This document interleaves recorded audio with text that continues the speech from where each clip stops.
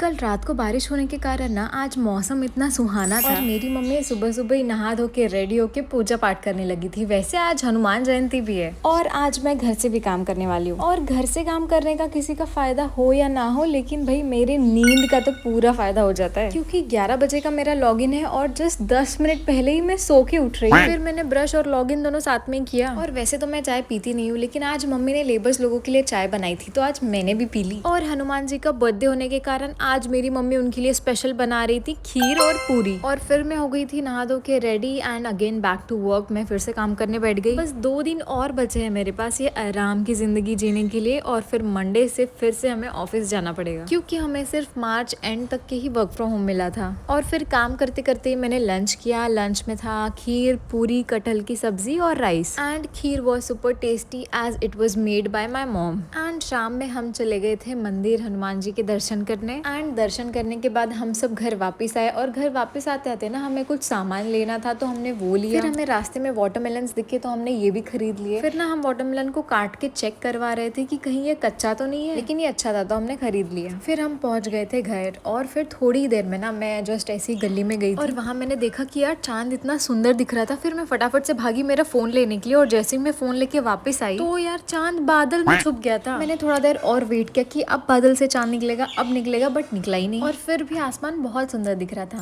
Okay bye.